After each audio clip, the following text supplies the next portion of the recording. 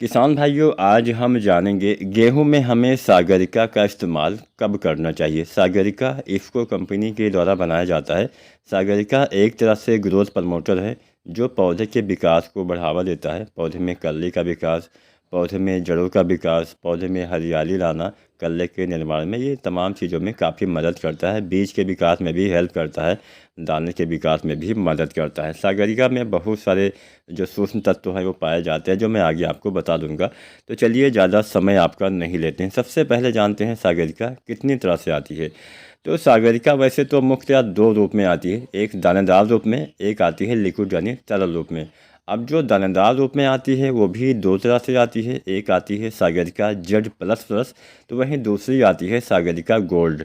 अब इन दोनों में केवल एक डिफरेंस यही पाया जाता है कि सागरिका जेड प्लस प्लस में बहुत सारे माइक्रोन्यूट्रिएंट्स पाए जाते हैं, जबकि सागरिका गोल्ड में माइक्रोन्यूट्रिएंट्स के साथ साथ ह्यूमिक एसिड और फ्लोरिक एसिड पाया जाता है, जिससे जड़ों का विकास अच्छे से होता है, तेज़ी से होता है। तो बस अगर आपका थोड़ा सा बजट ज़्यादा है तो आप सागरिका गोल्ड डालिए, क्योंकि सागरिका जेड प्लस प्लस से गोल्ड की कीमत थोड़ा सा ज़्यादा है। और एक आता है लिक्विड रूप में, जो जिसमें बहुत सारे माइक्रोन्यूट्रिएंट्स पाए जाते हैं। तो यहाँ पे अब हम इन तीनों की बात करेंगे, कौन सा कब कितनी मात्रा में इस्तेमाल करना है। सबसे पहले बात दानेदार वाले की ही करते हैं। तो यहाँ पे जैसा कि मैंने पहले ही आपको बता दिया, इसमें बहुत सारे माइक्रोन्यूट्रिएंट्स जैसे प्रोटीन, कार्बोहाइड्रेट, अकार्बनिक लवण, विटामिन के साथ साथ अन्य बहुत सारे पोषक तत्व पाए जाते हैं। जैसे पौधे जो वृद्धि वाले हार्मोन्स होते हैं, जैसे ऑक्सिन हो गया, जिब्रेलिन हो गया, बीटेन, मैनिटोल हो गया, साइटोकाइनिन हो गया, जिंक, बोरोन, कैल्शियम, ये सारी चीज़ें सागरिका जेड प्लस प्लस में पाई जाती हैं। और यही चीज़ें उसमें भी पाई जाती हैं, सागरिका गोल्ड में भी पाई जाती हैं। बस डिफरेंस यही है कि सागरिका गोल्ड में ह्यूमिक एसिड और फ्लोरिक एसिड अलग से पाया जाता है, जिससे जड़ों का विकास और तेज़ी से होता है। बस ज़्यादा कोई डिफरेंस, मेजर डिफरेंस नज़र नहीं आएगा। और सागरिका लिक्विड में भी लगभग यही तत्व पाए जाते हैं।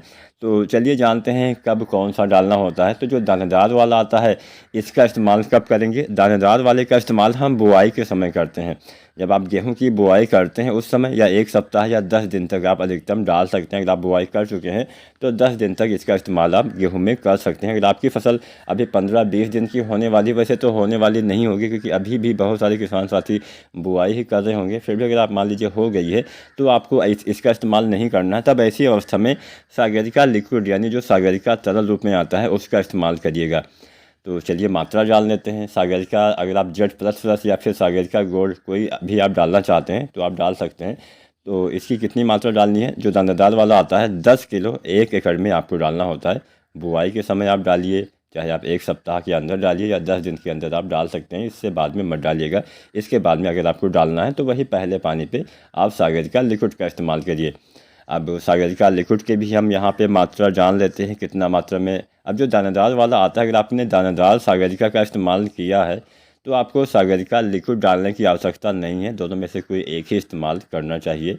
तो सागरिका लिक्विड आपको, अगर मान लीजिए आपने कोई सागरिका दानेदार नहीं डाला है तो आपको ऐसी अवस्था में सागरिका लिक्विड पहले पानी के बाद में आपको लगभग 30 दिन या 35 दिन पर आपको इस्तेमाल करना है। कितना डालना है। सागरिका लिक्विड या सागरिका जो तरल रूप में आती है 250 ml से लेके 500 ml तक आप डाल सकते हैं। कम से कम 250 ml, अधिकतम 500 ml आप डालिए। फसल के हिसाब से डालिए, थोड़ा ज़्यादा कमज़ोर है तो 400-500 ml, थोड़ा मध्यम कमज़ोर है तो आप 300-250 ml, मतलब ऐसे ऐसे डाल सकते हैं। 250 से 500 ml मात्रा पर्याप्त रहने वाली है 1 एकड़ खेत में। अगर आप लिक्विड रूप में डालते हैं तो अगर आपका बजट है तो 2 बार डालिएगा। पहली बार तो 30 से 35 दिन पे, और दोबारा से जब तने के अंदर बालियाँ बनना चालू होती हैं, जिसको हम गबोट अवस्था या फिर गोब की अवस्था बोलते हैं, गर्भावस्था भी बोल सकते हैं, तो उस अवस्था में आपको डालना होता है इतनी ही मात्रा में 250 से 500 ml।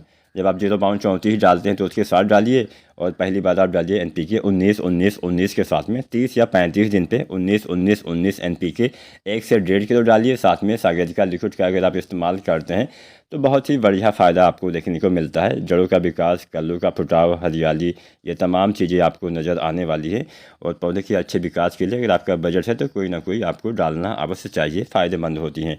बेहतर रहेगा आप दानेदार वाला इस्तेमाल करिए, क्योंकि अभी भी समय है, अभी भी बुआई अगर आपने नहीं की है तो बुआई के समय या फिर बुआई कर दी है है तो 1 सप्ताह 10 दिन तक सागरिका दानेदार 10 किलो आप इस्तेमाल करिएगा 1 एकड़ खेत के हिसाब से। यहाँ पे जो हमने खाद की मात्रा बताई है वह 1 एकड़ खेत की बताई है। उम्मीद करते हैं आज की जानकारी आपको पसंद आई होगी। वीडियो जानकारी पसंद आई है तो वीडियो को लाइक शेयर जरूर करें।